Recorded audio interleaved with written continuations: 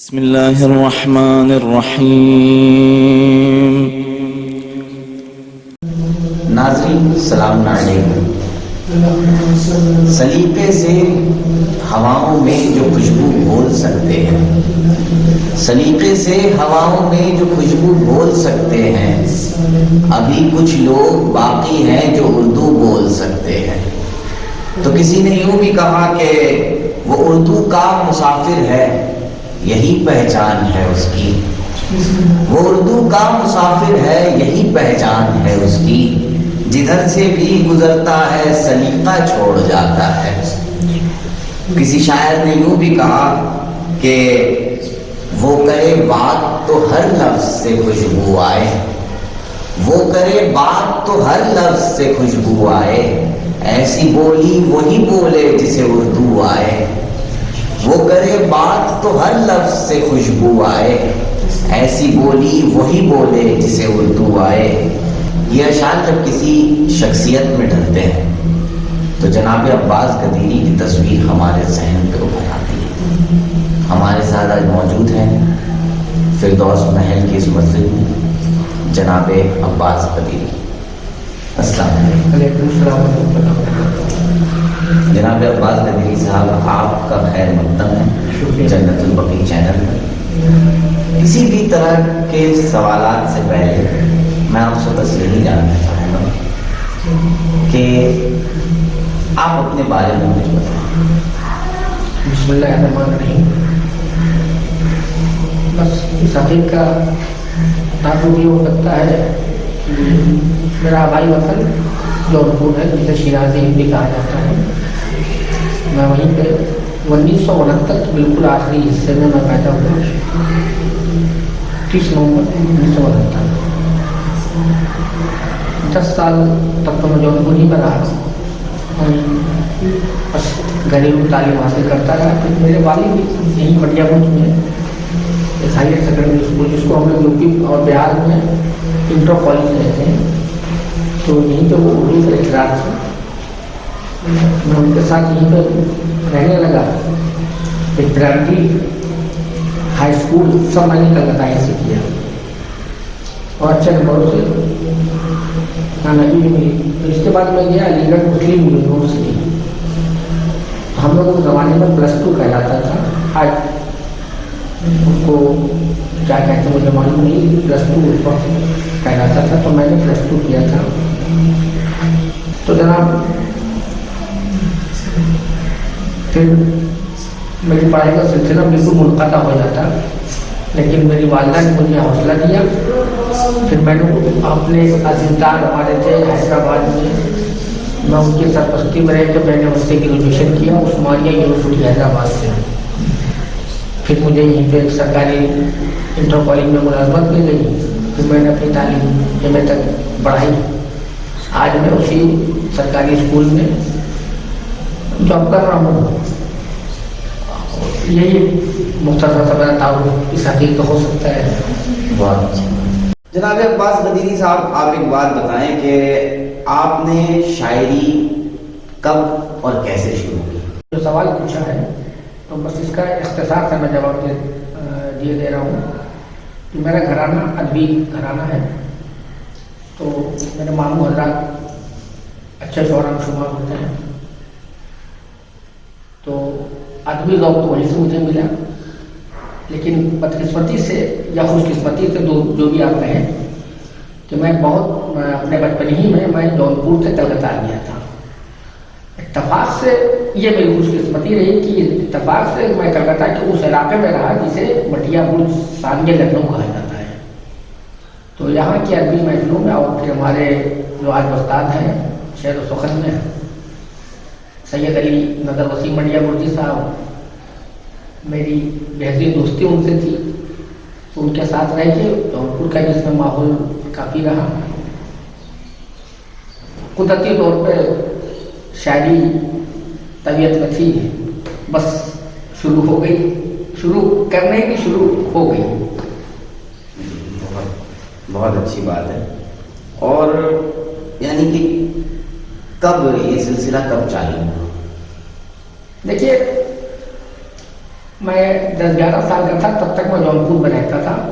یہ ہمارے والد یہیں پہ مڈیاول ہائر سیکنڈری اسکول، جسے ہم لوگ یو پی بہار میں انٹر کالج کہتے ہیں، یہیں پہ مڈیاول ہائر سیکنڈری اسکول ہے، تو وہیں پہ وہ اردو کے ٹیچر تھے. تو اچھا، آپ کا سوال کیا تھا جناب؟ میں بھولنے کا آج کل مریض ہو چکا ہوں. جی بس یہ کہ کیسے اور کب، یعنی کب آپ نے یہ شاعری شروع کی؟ ہاں، باقاعدگی سے. ہاں، تو شعر وغیرہ تو ہمارے گھر میں بچپنے سے ماموں وغیرہ پورے جو دوست احباب آتے تھے، تو شعر و سخن کی جو آواز ہے وہ تو کانوں میں بہت شروع سے رہتی تھی. اور پورا جونپور جو شیرازی ہند کہلاتا ہے، ہم جس محلے میں رہتے ہیں یا اور بھی آس پاس کی دیگر محلے، سال بھر محافل کا سلسلہ وہاں پہ پہلے بھی رہتا تھا، آج بھی ہے. تو ردیف، قافیہ، یہ سب تو میں بچپنے سے جانتا تھا. لیکن کلکتہ میں جب میں یہاں پہ آیا تو اس کے بعد میرے والد صاحب اردو کے جونپور میں جو پوسٹ انٹر کالج میں لیکچرر کی ہوتی، وہیں یہاں پہ ان کی پوسٹ تھی ہائر سیکنڈری اسکول میں. تو وہ جو میر انیس اور مرزا ضمیر اور جوش اور سب کو پڑھاتے تھے ہائر کلاس کو، تو میں بہت غور سے سنتا تھا. تو ادب وہیں سے میرے اندر پروان چڑھا. پھر 1995 غالباً تھا، میں وسیم بھائی کے ساتھ 4-5 سال میں رہ چکا تھا. تو جب یہ غزلیں وغیرہ سنایا کرتے تھے تو وہاں صاحب ذوق تھا. تو کچھ ایسی بات ہوئی، کسی نے کہا کہ غزلی صاحب آپ شاعری شروع کریے. اب اس میں دیکھیں، ہم آپ کو بہت جانکاری سے بتائیں، اس میں جونپور کے 2-3 بڑے شعراء تھے. انہوں نے کہا آپ بیٹا اردو اچھی بولتے ہیں، آپ اردو پڑھنا لکھنا جانتے ہیں، تو آپ شاعری شروع کریے. لیکن میں اسپورٹس پرسن تھا، لہٰذا میں نے ان کی بات کو سنجیدگی سے لیا نہیں. لیکن وسیم بھائی کے ساتھ رہتے رہتے پھر میں نے شعر کہنا شروع کیا. تو آپ سمجھیے کہ جب شعر کہنا شروع کیا تو لوگوں نے اس کو پسند بھی کیا. تو اب وہیں سے باقاعدہ منقبت کے اشعار کہنے کا ایک آغاز ہو گیا.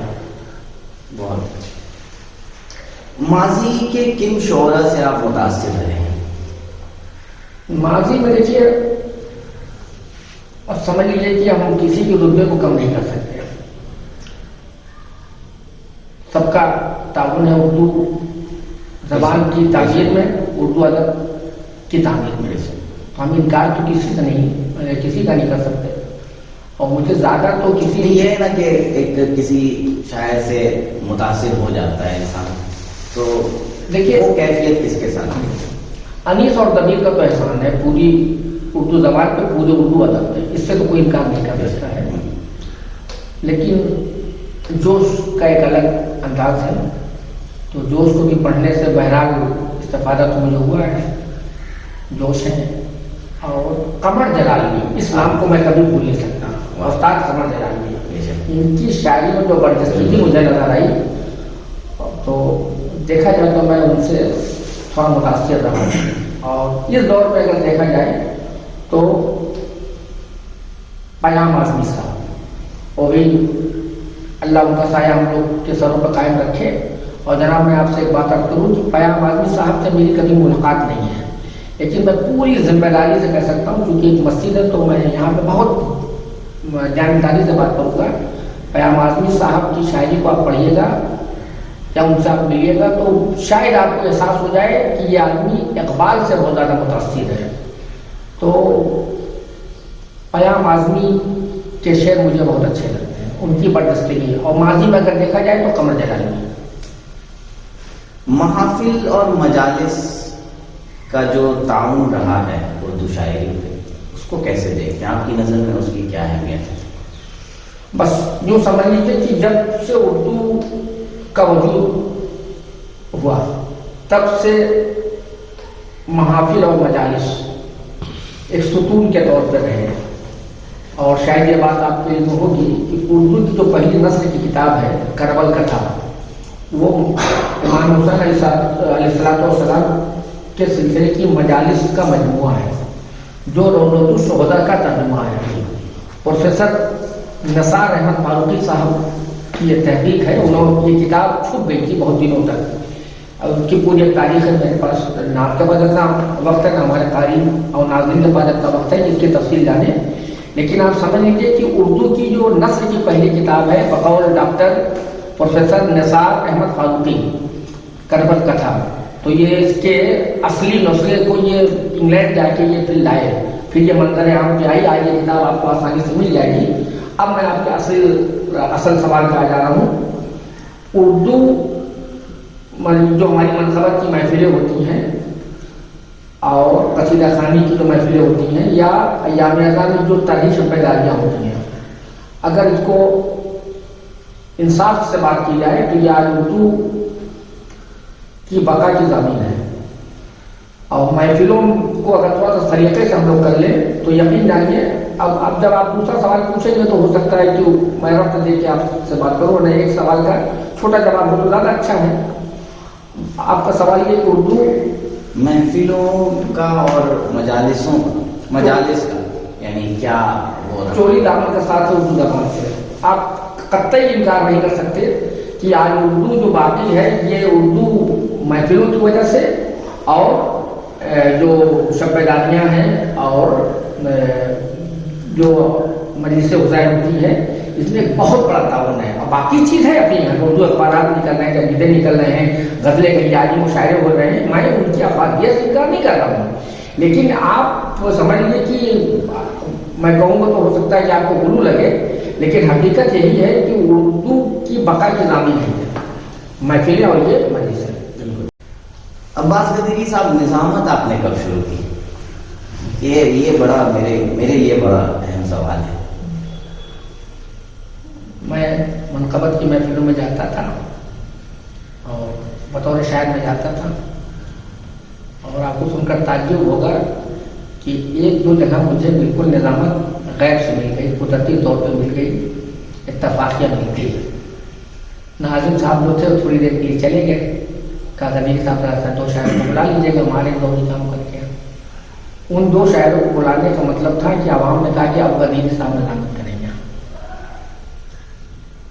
تو بہرحال جو اس محفل کے ناظم سے بہت اعلیٰ ضبط تھے، انہوں نے کہا نہیں غنی صاحب جب سامعین چاہے تھے تو آپ ہی کریے، تو ہم نے نہ چاہتے ہوئے بھی سب نے کہا کہ نہیں بھائی تو بات مناسب نہیں ہے، کہا کہ نہیں یہ اچھا وہ ہم تو عمرے میں پڑھے تھے، کہا یہ میرا حکم ہے، لاؤڈ اسپیکر پہ کہا میرا حکم ہے، تو ہم نے ان کے حکم کی تعمیل کر لی۔ پھر جب عوام تک یہ بات آئی کہ غنی صاحب نظامت بھی کرتے ہیں، وقت کم لیتے ہیں، شعر اچھے سناتے ہیں، کچھ اردو ادب کے حوالے سے کیا نظامت ہے؟ شکریہ محبت ہے، آپ نے غالباً سنا ہے کئی نظامت، تو اس میں اب اللہ کا شکر ہے بی بی فضا کے نالین کا ہی صدقہ ہے، میں اپنے آپ کو کچھ نہیں سمجھتا، میں طالب علم ہوں، مجھے بہت کچھ آج بھی سیکھنا، بہت کچھ سیکھنا ہے، میں سیکھتا رہتا ہوں۔ تو میں نے پھر باقاعدہ آپ لوگ مجھے بطور ناظم بنانے لگے، میں آج زیادہ میں نظامت ہی کرتا ہوں۔ تو آپ کے اصل سوال کا جواب یہ ہے کہ مجھے یہ نظامت اتفاقیہ ملی تھی، لیکن اللہ کا کرم رہا اور سامعین کی یہ سلسلہ کب شروع ہوا ہے؟ کتنے سال پہلے؟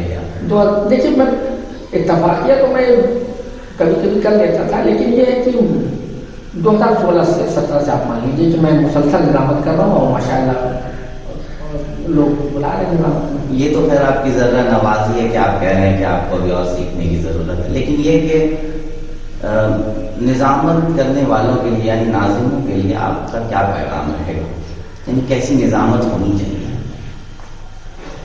دیکھیے یہ سوال آپ نے بہت اچھا پوچھ لیا ہے، اہم سوال ہے، تھوڑا سا میرا جواب طولانی ہو جائے گا کہ دیکھیے شاعروں کے لیے ادیب ہونا ضروری نہیں ہے، میں چند دقیقوں میں اس بات کو میں آپ تک پہنچا دوں کہ شاعر اگر شاعر ہے، اس نے موضوع دو مصرے کہیں لیے، فطری شاعر ہے، طبیعت میں شاعری ہے، تو جو اس نے اپنے شعر میں بات کہی ہے، کہیں کوئی فنی غلطی نہیں ہے، دونوں مصرے بہر میں ہیں، اس کی بات سمجھ میں آ رہی ہے تو وہ شاعر ہے۔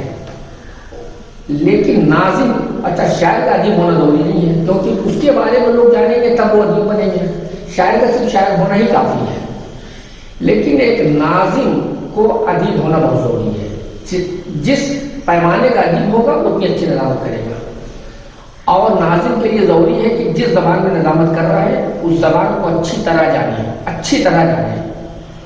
کچھ لوگ سمجھتے ہیں کہ ہم نے میں اردو پڑھنا لکھنا جانتا ہوں، مجھے اردو آ گئی، اگر وہ ایسا سمجھ رہے ہیں تو یہ بات بالکل صحیح نہیں ہے، کیونکہ مکمل اردو جاننے کے لیے ہم کو تھوڑا سا عربی اور فارسی بھی جاننا ضروری ہے۔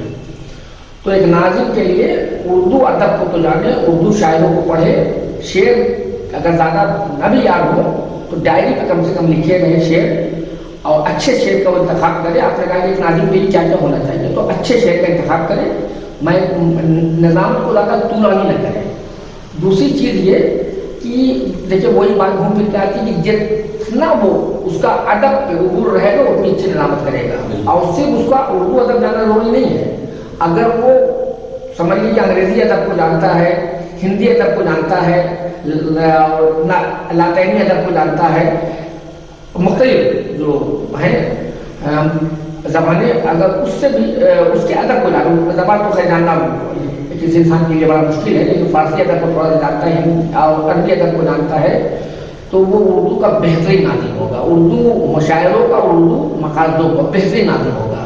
تو ناظم کے لیے بالکل آپ ہم سے 100 مرتبہ پوچھیے تو میں 100 مرتبہ یہ بات دوں گا کہ ناظم کے لیے ناظم مقاصدہ کے لیے کسی نہ کسی حد تک ادیب ہونا ضروری ہے. نومش شعرا کے لیے یعنی نوجوان شعرا کے لیے آپ کا کیا مشورہ ہے؟ نوجوان شعرا دیکھیے بہت مشہور کہاوت ہے کہ شاعر کے لیے مطالعہ اور مشاہدہ ضروری ہے. یہ ہر شاعر کے لیے, نومش شعرا کے لیے یہ دو چیز کے علاوہ ایک چیز اور ضروری ہے. اساتذہ کو سنیں, محفل میں آئے, ان کو پڑھایا پہلے ہی جاتا ہے, لیکن ان کے پڑھنے سے ان کے لیے ان کا فائدہ مند یہ سودا نہیں ہوگا. وہ محفل کے آخر تک رہیں, کیونکہ محفل کے آخری حصے میں اساتذہ پڑھتے ہیں. اساتذہ کو سنیں, مطالعہ وہ خوب کرے, مشاہدہ آنکھیں کھلی رکھیں.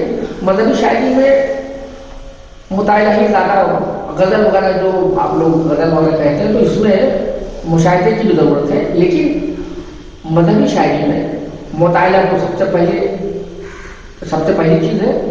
اس کے بعد اساتذہ کو سننا, جو اس کے شہر کے نمائندگی کر رہے ہیں, جو اساتذہ محفل کے آخری حصے تک رہے اور بزرگ شاعروں کو سنیں. خود مختصر پڑھیں لیکن بزرگوں کو زیادہ سے زیادہ موقع دیں. اور تھوڑا بدقسمتی سے آج کل الٹا ہو رہا ہے کہ شروعاتی دور میں تو جو ہمارے نوخیز شعرا ہے وہ بھی خوب پڑھتے ہیں ماشاء اللہ, مداخان آزادی پڑھتے ہیں, اور جب محفل کا اختتامی حصہ آتا ہے تو جو اساتذہ ہوتے ہیں تب رک کر وہ 4 متر پڑھ دیتے ہیں, جو ہم لوگوں کے لیے نقصان دہ ہے. بالکل آپ نے بہت اچھی بات کہی. اور یہ کہ ابھی ایک طبقہ نیا دیکھا گیا ہے جو انگریزی میڈیم سے پڑھ کے یا دوسرے یعنی اردو سے باضابطہ کوئی رابطہ نہ رہا ہو اسکولس میں یا کالجز میں, اکیڈمکس میں, تو وہ لوگ بھی ابھی شاعری کی طرف آئے ہیں. ان کے لیے کیا مشورہ رہے گا؟ کیونکہ وہ لوگ باقاعدہ اسکولس میں ان کو پڑھایا نہیں جاتا اردو, وہ لوگ ادب کو شوق اور ذوق کی وجہ سے پڑھتے ہیں. تو ان کے لیے آپ کا کیا مشورہ رہے گا؟ دیکھیے میں کسی کو شاعری کرنے تو میں منع نہیں کر سکتا کہ مجھے آگے نہیں ہے, اور لیکن اتنا ضرور ہے کہ انسان جس زبان میں شاعری کرے اس زبان میں اس کو لکھنا اور پڑھنا ہے کم سے کم. اب آپ کا سوال یہ ہے کہ انگریزی میڈیم سے پڑھنے کے بعد اردو میں شاعری کر رہے ہیں, تو اب دیکھیے یہ شاذ و نادر ہی ہو سکتا ہے. جو چنندہ گھرانے ہندوستان میں بچے ہیں جن کے گھر کا ماحول بالکل ادبی ہے, گھر میں بہت اچھی فصیح اردو بولی جاتی ہے, تو میں انہی کے گھر کے بچوں سے یہ امید کر سکتا ہوں کہ وہ انگریزی میڈیم میں پڑھ کے بھی شاعری کر سکتے ہیں. ورنہ عام طور سے تو یہ چیز ہمیں بڑی مشکل نظر آتی ہے کہ بھائی جس زبان میں انسان پڑھنا بھی نہیں جانتا, لکھنا بھی نہیں جانتا, اس کو شعر کہہ رہا ہے. تو مثال کے طور پہ دیکھیے آپ بھی تو ماشاءاللہ اچھے شاعروں میں شمار ہوتے ہیں, تو الف کا قافیہ ہے یا ہے کا قافیہ ہے, تو یہ انگریزی میں کیسے پتہ چلے گا؟ ٹھیک ہے, ایک نالا خاص ہے, عباس ہے, تو لوگوں نے تو کہیں کو کیا, سوچا کہ ہمارا مصرع پورا ہو گیا, لیکن صوتی اعتبار سے تو پورا ہوا, لیکن املا و غیرت میں تو نہیں ہوا. بھائی عباس آخر میں سین ہے, سوال, تو اسی قسم کی غلطیاں ہوتی رہتی ہیں. دنوں رات کا بھی نظم کر دیا, اب انہیں یہ نہیں پتا کہ بھائی یہ لفظ صحیح نہیں ہے. شب جمعہ تو ٹھیک ہے, बिल्कुल सही है, लेकिन शब मंगल में हमने देखा है कि लोग नज्म कर रहे हैं, तो अब ये कहाँ हमारा उर्दू अदब जा रहा है, कहाँ हमारी जबान जा रही है? शब मंगल हमें तो समझिए कि बस ऐसी रास्ते सुनने के बाद बस अफसोस होता है। अब नबी साहब, मैं आपसे अर्ज करूँ कि कभी कभी तो मैं इस हद तक मायूस हो जाता हूँ, अच्छे अच्छे लोग अच्छे पेमेंट के साथ बुलाया जाता है, फूलों का गुलदस्ता, नई जिद्दत, ऐसे लोग बोला करते हैं। तो अब जो लाउड स्पीकर पे कोई इंसान बोलेगा तो जो हमारे 18-20 साल के बच्चे हैं जो अंग्रेजी मीडियम पढ़ रहे हैं उसी को हर्फ आखिर मान लेंगे। तो इस पर तो मुझे गौर करना चाहिए कि मैं लाउड स्पीकर पे हूँ, क्या बोल रहा हूँ, ये आवाज़ कहाँ तक जा रही है, तो इसका ख्याल रखना चाहिए। बस हम बहुत अच्छी बात आपने कही। अच्छा ये बताइए अब्बास गदीरी साहब के तरही मकासदों के क्या फ़वाइद हैं? बेशुमार फ़वाइद। सबसे बड़ा फ़ायदा तो ये है तरही मकासदों का कि हर शायर के पास एक नए कलाम का इजाफा हो जाता है। दो चार के पास सामने की बात है। सामयीन के लिए ये है, बिल्कुल वो आमादा हो जाते हैं कि जाना है तो जो भी सुनना है सब नया सुनना है। अब गैर तरी महफिल हो, अगर गैर तरी महफिल हो और आप मुझे मदऊ करें तो जो कलाम मैंने कल भी बेनारू ज़्यादा खाने में पढ़ा हो मैं आज यहाँ पे पढ़ सकता हूँ, जो एक महीना पहले वहाँ पढ़ा यहाँ पढ़ सकता हूँ, जो वीडियो यूट्यूब पे है वो मैं पढ़ सकता हूँ। लेकिन मिसरे तरह अगर आपने दे दिया है तो मुझे जो कुछ भी कहना है, जो कुछ भी पढ़ना है वो कहीं पे पढ़ना है, पहली मरतबा पढ़ना है। तो ये तो शायरों के लिए फ़ायदा है कि उनके बयान में एक कलाम का इजाफा हो गया। सामईन के लिए कि जो सुना वो नया सुना, सामईन एक ज़ौक़ के साथ सुनते हैं कि ये शायर किस काफ़िये को किस तरकीब के साथ कैसे इस्तेमाल कर रहा है। तो सामईन बिल्कुल हर शेर को ताज़ा सुनते हैं ये। और उर्दू अदब, उर्दू ज़बान में तरक्की जो है वो तो अपनी जगह कही है। तो तरही मकासदों का बहरहाल फ़ायदा ही फ़ायदा है। देखिए मेरा मानना है अब्बास साहब के कोई एक उस्ताद नहीं होता है किसी का, लोग मुख्तलिफ लोगों से सीखते रहते हैं। मैं खुद बहुत लोगों को उस्ताद मानता हूँ, लेकिन बाकायदा एक तो कोई होता है जिससे हम इस्लाह भी लेते हैं और जिसके मशवरों को सुनते भी हैं बाकायदगी से, और एक बाकायदा सिलसिला उनसे रहता है। तो आपके उस्ताद कौन हैं? सैयद अली नज़र वसीम भटिया गुरजी। फिर से नाम सुनिए, सैयद अली नज़र वसीम भटिया गुरजी। उर्दू शायरी का इतना बड़ा नाम कि मेरे पास अल्फाज कम है, लेकिन ये गोशा नशीब है, कहीं जाते आते नहीं। भटिया गुरजी की हर महफिल में ये शिरकत नहीं कर पाते, लाख बुलाने के बावजूद कहीं कहीं चुनिंदा जगहों पर जब इनकी सेहत इनका वक्त गवारा करता है तब ये जा पाते हैं, जा नहीं पाते हैं। तो हमारे मुस्तकिल उस्ताद हैं। आज भी मैं उन्हीं से इस्लाह लेता हूँ और उस्ताद का होना बहुत ज़रूरी है। ये हमारी खुशनसीबी है कि मुझे बहुत अच्छा उस्ताद मिल गया। मैंने फ़न शायरी के अलावा इनसे जो और बातें सीखी, मेरे पास ना आपके पास उतना वक्त है या कहीं मसाइल उन्होंने मुझे बताए। अब आप समझ लीजिए कि जो फ़िक्र के मसाइल होते हैं वो मुझे बताते हैं। और जब मैं ये समझ ली कि कोई लफ्ज़ मैंने नज़्म किया तो बाकायदा मुझसे पूछते हैं कि आपने कहाँ पढ़ा है, आप उसकी तशरीह करिए। ये जो आपने एक मरतबा मैंने नज़्म किया था ये मनकुलात माकुलात की बातें गदीरी से, तो उन्हें यकीन नहीं आया। कहा कि तो मदरसों में पढ़ाई जाने वाली इस्तिलाहें आप कहाँ से आप उसको लाए। तो हमने उनको बताया कि जनाब ये, तब उन्होंने कहा कि नहीं ये बहुत अच्छे शेर आपने कहे हैं। तो उनकी जो फ़िक़ही मालूमात है ज़बरदस्त, और समझ लीजिए कि वो अब बस क्या बताए, गोशा नशीन है वो, वरना हिंदुस्तान के चुनिंदा लोगों में मैं उनको शुमार करता हूँ। सैयद अली नज़र वसीम भटिया गुरजी मेरे मुस्तकिल उस्ताद है। ऐसे फैज़याब होने के लिए तो जितने हमारे बुजुर्ग हैं सबसे कुछ ना कुछ इंसान सीखता ही रहता है। बराबर नहीं सीखता, लेकिन बराबर सीखता है। हाँ, सीखता है।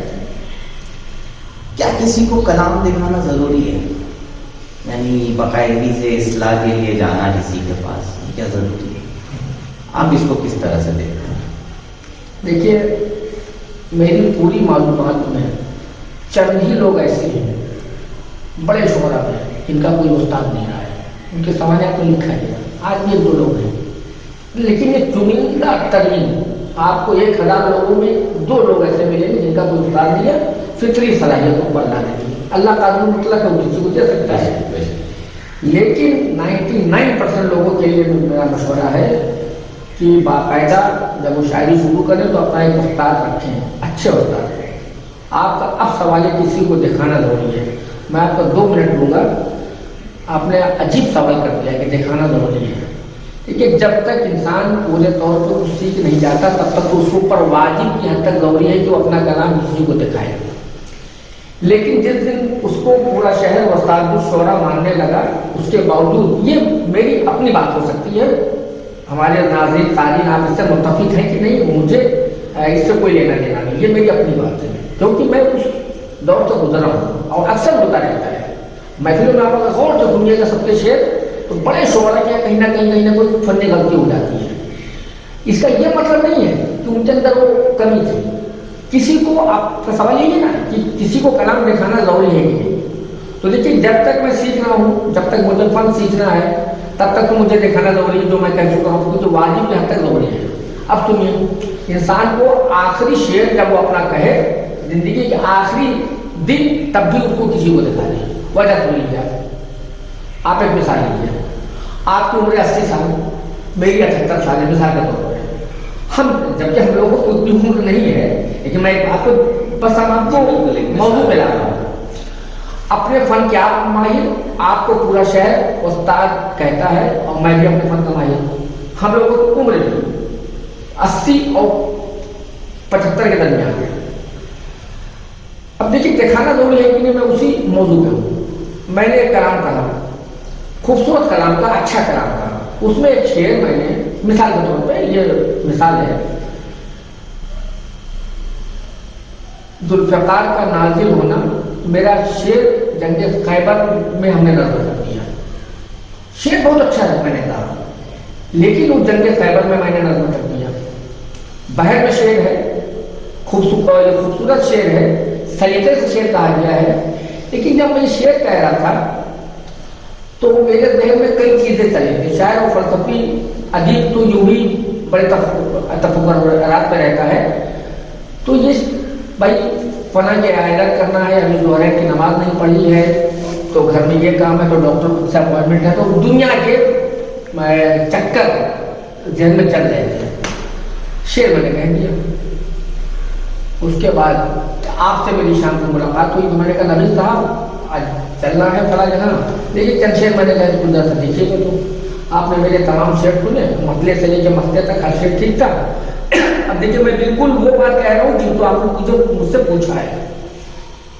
تو جو ذوالفقار کا جنگ خیبر میں آنا تھا تو آپ نے ایک مرتبہ کہا، اچھا یہاں پہ دیکھیے 2 چیزیں کہ آپ سے میرے کیسے تعلقات ہیں۔ اگر آپ مجھ سے بے تکلف ہیں تو آپ یہی کہیے گا کہ یار 80 سال کے ہو گئے ہو، استاد بنتے ہو، اتنی بڑی غلطی کی آپ نے۔ ذوالفقار جنگ خیبر میں نہیں نازل ہوئی تھی، جنگ احد میں نازل ہوئی تھی۔ یا تو آپ اس طرح سے کہیں گے، یا اگر آپ سے میری بے تکلفی نہیں ہے تو آپ ایسے کہیے گا کہ غزیر صاحب میں نے، جہاں تک مجھے یاد پڑا، محفلوں میں مجلسوں میں نے سنا ہے، کتابوں میں پڑھا ہے کہ ذوالفقار جنگ احد میں نازل ہوئی تھی۔ ہمیں بھی فوراً یاد پڑا، میری صلاحیت میں کمی نہیں تھی، لیکن جب میں شعر کہہ رہا تھا تو میرا ذہن کہیں اور تھا۔ ہم نے کہا نہیں یار اچھا وہ آپ نے بتا دیا، جلدی سے وحد لا، جنگ وحد لا کے مصرے کو بیگ میں کر کے امریکہ ٹھیک ہو گیا۔ تو آپ کو دکھانے کا فائدہ یہ ہوا کہ جو 200 لوگوں کے درمیان میں پڑھتا، 4 طرح کی باتیں ہوتی، میرے فن پہ میری علم صلاحیت کو جو انگلیاں ہوتی، اس سے تو میں بچ گیا۔ تو آپ کا سوال تھا کہ دکھانا ضروری ہے کہ نہیں، تو یہ تو 78 سال اور 80 سال کے ضعیفوں کو دکھانا ضروری ہے، مشورتاً دکھانا ضروری ہے۔ تو جو نوخیز شاعر ہوں ان کے لیے تو واجب ہے بھائی۔ بالکل۔ ابھی ہم لوگ ایک دیکھ رہے ہیں کہ کچھ نئی چیزیں آ رہی ہیں سامنے، جیسے وہ لوگ بھی شاعری کی طرف آ رہے ہیں جن کو اردو رسم الخط سے گریز بھی ہے کہیں نہ کہیں، اور کہیں نہ کہیں ان کو آتا بھی نہیں لکھنا پڑھنا۔ لیکن باقاعدگی سے شاعری کر رہے ہیں، بحر میں شعر بھی کہہ رہے ہیں. تو اس حوالے سے اردو کا مستقبل آپ کو کیا نظر آتا ہے؟ دیکھیے اس سوال کا جواب بڑا مشکل ہے. اگر وہ شعر کہہ رہے ہیں تو بہرحال وہ بہار شاعر ہیں اگر وہ شعر کہہ رہے ہیں. لیکن جو آپ نے کہا کہ اردو سے گریز ہے تو نہیں، اردو سے نہیں، اردو رسم الخط سے، یعنی لکھنا پڑھنا. یہ قطعی طور پر مناسب نہیں ہے. اردو ہماری زبان ہے، ہم اس کو لکھنا بھی ہمیں آنا چاہیے، پڑھنا بھی آنا چاہیے، اور اس کا رسم الخط عربی کا ہے. اور ہم اگر نہیں جانتے تو کوشش کریں، بہت زیادہ مشکل نہیں ہے. ہم اردو 2-3 سال کی محنت میں باقاعدہ اردو لکھنا پڑھنا سیکھ سکتے ہیں. آدمی جس عمر میں بھی چاہے وہ سیکھ سکتا ہے. تو انہیں چاہیے کہ اردو رسم الخط، ورنہ جگہ جگہ ان سے غلطیاں ہوتی رہیں گی. شعر و فطری طور پر شاعر ہیں، اچھے شعر کہتے ہیں، لیکن کہیں نہ کہیں وہ فنی طور پر کہیں نہ کہیں ان سے غلطیاں ہوتی رہیں گی. لہٰذا بہتر ہے کہ آدمی اردو لکھنا اور پڑھنا سیکھ جائے. تو اردو کا مستقبل آپ کو کیا نظر آ رہا ہے اس وقت؟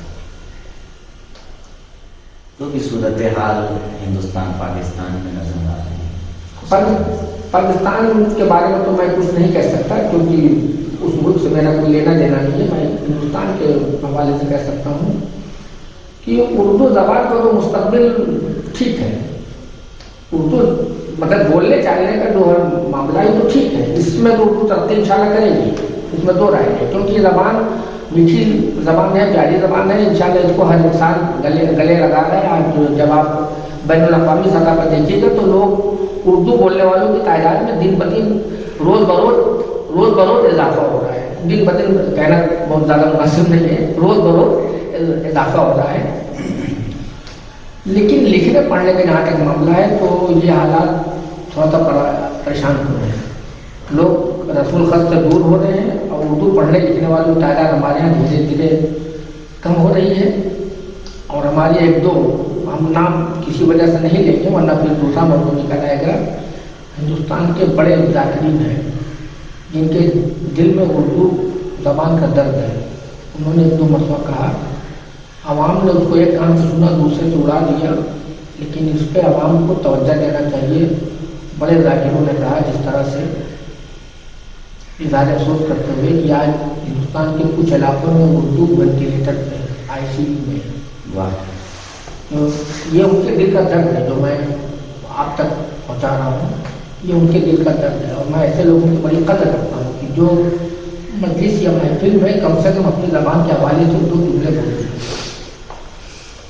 ایک اور بڑی عجیب چیز نظر آتی ہے کہ صورتحال ہے کہ اردو کے ٹیچر ہیں لیکن بچے ان کے پڑھ رہے ہیں انگلش میڈیم سے. اس حوالے سے بھی ذرا سی روشنی ڈالیں. ہاں، کیونکہ میں بھی یہ ایک المیہ ہے کہیں نہ کہیں. میں بھی inter college higher secondary school میں ہوں اور دوسرے اسکولوں کے اساتذہ سے تعلقات ہیں، اچھے تعلقات ہیں. بہرحال اردو ان کی زبان ہے، اردو کی حفاظت کرنا ان کا ہی فریضہ ہے. اب میں ان کے لیے کچھ بردستگی سے میں کچھ کہہ نہیں سکتا، لیکن بس ان کے دعا کر سکتا ہوں کہ اللہ انہیں اتنی توفیق دے کہ اپنے بچوں کو اردو میڈیم اسکول میں ہوتے دنیا کی دور میں شامل کرنا ہے تو انگریزی میڈیم میں اگر دے بھی رہے ہیں تو ان کو اردو تو الگ سے پڑھانا چاہیے. الحمدللہ اللہ کا شکر ہے کہ میں نے اپنے دونوں بچوں کو اردو میڈیم سے پڑھایا. ان کا ذریعہ تعلیم اردو تھا اور دونوں ماشاءاللہ دنیا کے دور میں شامل ہیں، اللہ کا شکر ہے. اور انگریزی میڈیم کا لڑکا تھوڑا روانی سے انگریزی بولے گا، میرا بیٹا بولے گا لیکن وہ روانی نہیں پیدا ہوگی، لیکن جو بولے گا قواعد کے ساتھ بولے گا. یہ اردو میڈیم میں نہیں پڑھا ہے. بیٹی بھی ماشاءاللہ اردو میڈیم سے پڑھی ہے، انگریزی لکھنا پڑھنا جانتی ہے اور اس کا تو زیادہ اتفاق نہیں ہوتا ہے کسی سے انگریزی بولے کیونکہ وہ گھر کے اندر رہتی، پردے میں رہتی ہے. لیکن اردو اس کی ڈاکٹنگ ہونا ٹھیک ٹھاک ہے. تو یہ اردو میڈیم کے بچے اگر کو قاعدے سے اگر ان کی اسکولنگ ہو گئی ہے تو بہرحال وہ کہیں سے کم نہیں ہے. اور اردو کے اساتذہ جو ہیں ہم ان سے بس درخواست کر سکتے ہیں کہ بھائی آپ اپنے بچوں کو اردو سکھائیے. ابھی جیسے انگریزی میڈیم اسکولس میں اردو ایک سبجیکٹ کے طور پہ رکھا جا سکتا ہے، ایک سبجیکٹ بنا کے، جیسے ہندی ہے، بنگالی ہے، سیکنڈ لینگویج ہوتا ہے. تو اس حوالے سے ہم لوگ کچھ کر سکتے ہیں؟ آپ کو کیا لگتا ہے؟ ہم جو کام کرنا چاہیں گے وہ کام ہو جائے گا. ہم جو کام کرنا چاہیں گے کام ہو جائے گا. بالکل ہم لوگ کر سکتے ہیں. آپ کا مطالبہ اچھا ہے. یہ تو خیر دوسرا موضوع ہو جائے گا، لیکن آپ اس پہ اگر آپ کام اگر کرنا چاہیں گے تو میں آپ کے شانہ رہوں گی. چلیں. عباس قادری صاحب، سنا جاتا ہے کہ آپ محفلوں میں قرہ اندازی سے تحائف دینے کے خلاف ہیں. اس حوالے سے کیا کہنا چاہیے؟ نہیں، اگر خلاف جس نے کہا ہے تو اس نے بات آپ تک صحیح نہیں پہنچائی ہے. میں قرآن اندازی کے قطعی خلاف نہیں ہوں محفلوں، بلکہ کسی بھی چیز میں قرآن اندازی کے میں قطعی خلاف نہیں ہوں. قرآن اندازی بہرحال اگر اس کے میں خلاف ہوتا تو میں بدترسی سے کہتا نہیں. میں قرآن اندازی کے خلاف نہیں ہوں. لوگ قرآن اندازی سے لوگوں کو زیارتوں پہ بھیجتے ہیں، حج کے لیے بھیجتے ہیں. جو صاحبان سروت حضرات ہیں اس طرح سے نیک کام کیا کرتے ہیں. اور جب کوئی ادارہ کسی غریب کو مکان یا کسی چیز کی تقسیم کرتا ہے تو بھائی سب کو تو نہیں دے سکتا، تو اس میں وہ قرآن نکال لوگوں کو چن لیتا ہے. تو قرآن کے ذریعے ہوتا ہے. شب داریوں میں قرآن اندازی کے ذریعے ہی انجمن نواخوانی کرتی ہیں. تو پہلی چیز تو یہ آپ کلیئر کر لیجیے کہ میں قرآن اندازی کے خلاف نہیں ہوں. اب آپ کا دوسرا سوال ہے کہ محفلوں میں جو تحائف دیے جاتے ہیں قرآن اندازی کے ذریعے، دیکھیے لوگوں نے میری بات سمجھی نہیں ہے. میں نے سائڈ افیکٹ پہ بات کی ہے. محفلیں اجر رسالت ادا کرنے کا بہترین ذریعہ، اپنی زبان، اپنی ثقافت، اپنی تہذیب سیکھنے کا بہترین ذریعہ. اب میں آپ کو 2-3 منٹ میں آپ کروں گا، بڑی دوہری بات میں آپ سے کر لوں. آج کے جو ماحول کو میں دیکھ رہا ہوں اور میں نے 25 سال پہلے کے بھی ماحول کو دیکھا ہے، ہم لوگ بالکل کمسینی کے دور میں تھے. محلے میں محفل ہوتی تھی. دیکھیے میری بات کو غور سے سنیے گا کہ پہلے کیا ماحول تھا اور آج ہم نے کیا ماحول سماج کو دے دیا، منتظمین نے کیا ماحول دے دیا. تو ہم لوگ بالکل کمسین سے ہوا کرتے تھے. محلے میں محفل ہو رہی تو ہم لوگ پتنگ اڑایا کرتے تھے، کرکٹ فٹ بال کھیلا کرتے تھے. محفل کے آخری حصے میں چلے جاتے تھے کہ جو خاندان کے لوگ ہیں عزیزدار وہ دیکھ لیں کہ ہم محفل میں آئے ہیں اور مجھے گھر جا کے جواب پیش کرنے میں آسانی ہوتی. میں اب تک محفل میں تھا. اب کمسین سے ہم لوگ کو تو کھیل کود میں زیادہ دماغ لگتا تھا. اب آپ غور سے بات سنیے گا تو ایک آدھ شاید کو ہم لوگ سنتے تھے بابا بابا لوگ لگتے تھے. ہم لوگ کو اجازت نہیں تھی کہ ہم لوگ بابا کریں، بس سنتے تھے. یہ بھی ایک ادب کا حصہ ہوا کرتا تھا. ہم لوگ پیچھے بیٹھتے تھے یا اگر بیٹھتے تھے تو 2 بزرگ کے بیچ میں 2 بزرگ اپنے بال بٹھاتے تھے. ہم لوگ کو واہ کرنے کی اجازت نہیں تھی، لیکن لوگ واہ کرتے تھے. اب دیکھیے غور سے بات سنیے گا تو ہم لوگ محفل کا تبرک لے کے جب باہر نکلتے تھے تو سامعین میں جو تبصرے ہوتے تھے وہ بھی تبصرہ سن لیجیے، اور آج جو تبصرے ہو رہے ہیں کہیں کہیں وہ بھی آپ سن لیجیے، تب آپ کو ہماری بات سمجھ میں آ جائے گی. تو یہ میں جونپور کی بات آپ کو بتا رہا ہوں اپنے وطن میں. تو اب باہر نکلے، ہاتھ میں بالو شاہی ہے، لڈو ہے، جلیبی ہے، مٹی ہے، جو تقسیم ہو نکلے. 2-4 لوگ آپس میں بات کر رہے ہیں اور 2-4 لوگ میں آج زیادہ تر سب اسیر خواب ہو چکے ہیں. جتنے جو صورتیں میرے نگاہوں میں ہیں سب اسیر خواب ہو گئے ہیں. اللہ ان کو ان کے درجات بلند ہو، اللہ ان کو بڑی رحمت کرے. اور یہ بات یاد رکھیے گا کہ اس میں سے کوئی بہت زیادہ ہائر ایجوکیٹڈ انسان نہیں ہوتا تھا. اکیڈمک کوالیفیکیشن سب کی زیادہ نہیں ہوتی تھی. کچھ لوگ وہاں پہ لیکچرر وغیرہ بھی ہوتے تھے، کچھ ڈاکٹرز ہوتے تھے 2-4، لیکن عوام کی میں بات کر رہا ہوں. معمولی قسم کے لوگ ہوتے تھے. چاندی کا ورق بنانا، بیڑی کے کارخانوں میں کام کرنا. 25-30 سال پہلے ہم لوگ مالی طور پہ بھی اتنے مضبوط نہیں تھے تو کپڑے وغیرہ بھی معمولی. اور جو آپس میں بات کرتے تھے میں آپ کو اسی منزل پہ لانے کے لیے 2-4 جملے ان کے بارے میں نے کہا آپ سے. تو آپس میں بات کرتے تو جملے اس طرح کے ہوتے تھے. ہاں یار رضا جونپوری نے جو قافیہ نظم کر دیا، اچھوتا قافیہ رہا محفل کا. دوسرا کہہ رہا ہاں کسی شاعر نے اس قافیے کو نظم نہیں کیا. تو دوسرے صاحب کہتے تھے روز جوہرپوری نے تو بڑا مختصر تھا کلام پڑھا لیکن طبیعت خوش ہو گئی. یار یہ ترکیب جو انہوں نے استعمال کی یہ میں نے پہلی مرتبہ سنا. تیسرا کہتا تھا کہ یہ انیس یا مرثیوں کو آپ پڑھیے, یہ ترکیب یہ اضافت بار بار ان کے یہاں استعمال ہوئی ہے. چوتھا کہتا تھا کیا شعلہ جوہرپوری کی کتنی گہری نگاہ ہے, قرآن کی اس آیت کے اتنے فکروں کو انہوں نے جہاں تک ان کی باہر نہیں جا سکتی انہوں نے نصب کر دیا. اس طرح کی باتیں ہوتی تھی. ایک ہی محفل میں نہیں, میں آپ کو 10 محفل کا ایک مجموعہ بتا رہا ہوں, سب کو جوڑ کے بتا رہا ہوں. تو اس طرح کے تبصرے ہوتے تھے. کسی محفل کے بعد دو صاحب آپس میں تبصرہ کرتے تھے کہ مان گئے فرحت الفانی. ایک ہی مصرے میں علم 2 مرتبہ نظم کیا ہے, لیکن پہلا علم جو ہے الف سے اور دوسرا علم جو ہے عین سے, اور دونوں کے معنی دیکھیے کس خوبصورتی سے نظم انہوں نے کیا ہے. تو نبیل صاحب میں ان تبصروں کو سن چکا ہوں.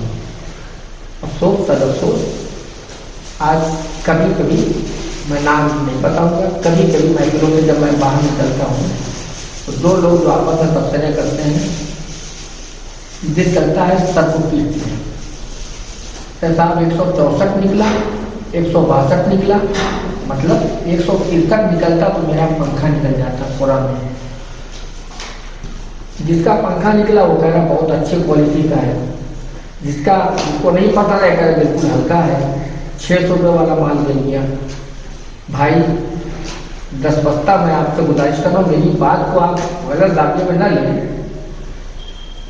جن چیزوں سے سننے سنانے اور سیکھنے سکھانے کا ماحول متاثر ہوتا ہے ہم اس کی تائید نہیں کرتے. بالکل مخالفت بھی میں نہیں کرتا, میں کس سے سماج میں جھگڑا کروں گا, لیکن تائید بھی میں نہیں کرتا. تو آپ تک جتنے بھی نیوز پہنچی, جتنے بھی خبر یہ پہنچائی ہے, اگر تفصیل تک پہنچاتا تو اچھا ہوتا ہے. اب دیکھیے میں کیا کروں آپ کو, استاد شاید پڑھ رہا ہے تو 50 آدمی قرآن اندازی ہوئی تو تعداد اگر بڑھ گئی تو پھر ہم کیا سمجھیں گے کہ آپ کو کس چیز کا شوق ہے. تو قرآن اندازی تو میں خطیق خلاف نہیں ہوں. دعا کرتا ہوں کہ اللہ مومن کو اور زیادہ صلاحیت دے کہ سامعین تک بہترین تحفے وہ پہنچائے, لیکن محفل نے ہماری متاثر نہ ہو, ہماری ثقافت ہماری تہذیب متاثر نہ ہو, اجر رسالت میں کوئی کمی نہ ہو. کیا شعرا کا علم عروض جاننا ضروری ہے؟ اگر ایک شاعر فطری شاعر ہے, طبیعت میں شاعری ہے, دونوں مصرے اس نے باہر میں کہے ہیں, کوئی فنی غلطی نہیں ہے. اگر مذہبی شاعری ہے روایت سے کوئی انحراف نہیں ہے,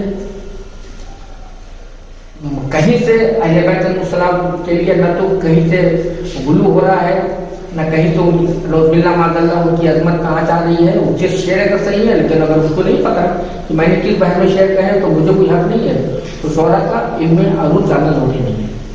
بہت سے ایسے شعرا گزرے ہیں کہ جو علم عروض سے قطعی ناواقف تھے, لیکن اردو ادب میں بڑے شاعر مانے گئے وہ, اور آج بھی اچھے شاعر ہیں, بہت اچھے شاعر ہیں, بڑے شاعر ہیں جو علم عروض, اور ان کا یہ اعتراف ہے کہ میں علم عروض نہیں جانتا, لیکن ان کی شاعری پہ آپ ایک دم ان کی شاعری پانچ نہیں آ سکتی ہو. وہ شاعر ہیں, شاعر پیدا ہوئے, شاعر ہیں, اور شاعر اور بحیثیت شاعر کا انتقال ہوگا. ان کی قبر پہ جب میں جاؤں گا تو میں کہوں گا کہ ایک شاعر کی قبر ہے. تو علم عروض شاعر کا جاننا ضروری نہیں ہے, جانتا ہے تو بہتر ہے لیکن ضروری نہیں ہے. ادب برائے ادب یا ادب برائے زندگی, کس کو ترجیح دیتے ہیں؟ دونوں کی اہمیت ہے, لیکن ادب برائے زندگی جو ہے تو یہ ذرا میں اس سے اپنے آپ کو زیادہ قریب محسوس کرتا ہوں, اپنے آپ کو میں اس سے زیادہ قریب محسوس کرتا ہوں ادب برائے زندگی. عباس صاحب, آپ ادب برائے ادب اور ادب برائے زندگی دونوں میں کس کو ترجیح دیتے ہیں؟ دونوں کی اپنی اپنی اہمیت ہے. ادب برائے زندگی کو میں اپنے سے زیادہ قریب محسوس کرتا ہوں.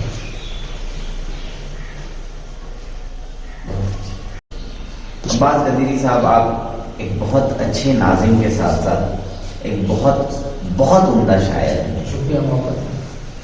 تو آخر میں ہم چاہیں گے کہ آپ اپنے کچھ اشعار ہمیں بھی اور ہمارے ناظرین کو بھی سنائیں. دیکھیے مجھے تو معلوم نہیں تھا کہ مجھے یہاں پہ اپنے شعر بھی سنانا پڑیں گے. مجھے شعر زیادہ یاد رہتے ہیں اپنے کچھ بھی جہاں سے بھی کچھ یاد آ رہا ہے. 20-25 سال پہلے کچھ شعر کہے تھے. دیکھیے ایک میں وقت تھا 25 شعر کہہ کے غدیری کروں گا کیا، 25 شعر کہہ کے غدیری کروں گا کیا، 14 بہت ہے میری شفاعت کے واسطے.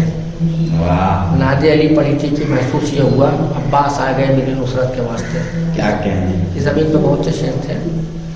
اور جب میری شاعری کے ابتدائی دور تھا تو یہیں سے لوگوں نے مجھے کافی پسند کیا تھا کہ قبروں کے آس پاس بھی سبزے نہ ہو سکے جن کی علی کے بغض میں مٹی خراب ہے. میں 25 سال پہلے کے شعر ہیں. اور دیکھیے ذہن پہ یاد آ جائے تو میں شیعہ ہوں اہل بیت کا بی بی کی میں دعا، شیعہ ہوں اہل بیت کا بی بی کی میں دعا، حیا علی لذا میری تینت کا آئینہ، حیا علی لذا میری تینت کا آئینہ، شیعہ ہوں اہل بیت کا بی بی کی میں دعا، حیا علی لذا میری تینت کا آئینہ. محفل میں آپ ہم کو بلائیں ہم آپ کو، محفل میں آپ ہم کو بلائیں ہم آپ کو، ہم کو نہیں پسند تجارت کا آئینہ. منسوب معجزہ ہے نبی اور امام سے لیکن قما زنی ہے کرامت کا آئینہ. فتویٰ خلاف ماتم شبیر آ گیا ٹوٹا ہے کیا زمین پہ لعنت کا آئینہ. تو اس طرح سے اس سے یاد نہیں ورنہ میں آپ کو سناتا. کاش آپ مجھے بتاتے تو میں اپنے ساتھ کچھ شعر اپنے میں لیتا آتا. چلیے پھر کبھی انشاءاللہ ملاقات ہوگی. یہ جنت البقیع چینل ہمارے اشعار کے بہت سے ویڈیوز یہ اپنے چینل پر لوڈ کر چکے ہیں. انشاءاللہ سامنے اس کو بھی دیکھ لیں. آج کے لیے میں آپ سے معذرت خواہ ہوں. ناظرین آج کے لیے بس اتنا ہی. شکریہ، بہت بہت شکریہ. خدا حافظ. اللهم صل على محمد وآل محمد.